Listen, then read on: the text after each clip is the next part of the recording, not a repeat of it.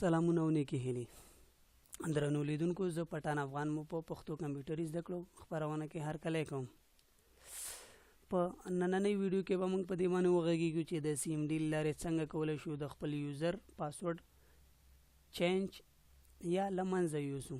د دې عملي د ترسره کولو لپاره موږ باید د سی ام ډي صفحه اوپن کړو. چې د سی ام ډي صفحې د اوپن کولو لپاره موږ دوه طریقې لرو. یو په کیبورډ کې د وینډوز یا د صفحې بټنه ده، د سره حمله یا یو ځای آر بټنه وهو نو موږ ته دا صفحه لکېږي. دلته بیا سی ام ډي لیکو او سی ام ډي اوپن کوو.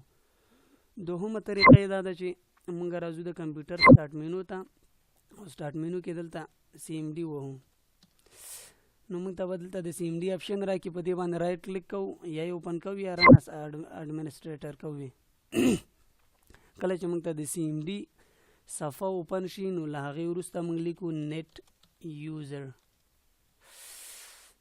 د نیټ یوزر له لیکلو وروسته موږ ته زموږ په کمپیوټر کې چې کوم یوزر یې د هغې ټولو اپشن راکوي. زما په کمپیوټر کې دلته 3 یوزره فعلا فعاله دي، چې یو اډمنسټریټر دی چې د وینډوز 732 بایټس په نوم دی، بل ګسټ دی او دریم د پټان په نوم دی. نو چون زه د پټان یوزر پاسورډ غواړم تغییر کم نو دلته راځم لیکم چې نیټ یوزر سپیس پټان. له هغه وروسته یو فاصله ورکوم او ستوری وهم. د ستوري بټن چې ده په شفټ 8 کې ده، له هغې وروسته انټر وهم. که چېرته زه غواړم خپل کمپیوټر ته پاسورډ تغییر کم نو دغلته یو نوی پاسورډ لیکم. فرض که زه غواړم خپل کمپیوټر ته نوی پاسورډ ورکم نو دلته لیکم اما خپل نوی پاسورډ، له هغه وروسته انټر، بیا هماغه پاسورډ، بیا انټر او له هغې وروسته اگزیټ.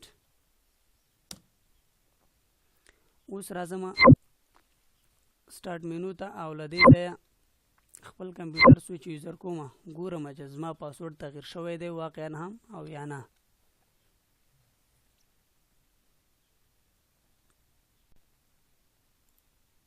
دا ګوري چې اوس پې پاسورډ راغلی دی یو. دا خو د تغییر طریقه وه. اوس دوم ځلي راځو د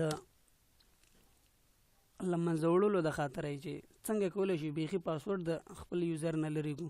نو بیا لیکو نیټ یوزر. نیټ یوزر کې اوس دلته خپل یوزر سلیکټ کوو، نیټ یوزر پټان سپیس سټار انټر، بیا انټر او بیا انټر، یعنی هیڅ پاسورډ نه ورکوو ورته. دلته ولیکو اگزیټ او بیا راځو ګورو چې زموږ پاسورډ له منځه تللی یا نه. سویچ یوزر کوو،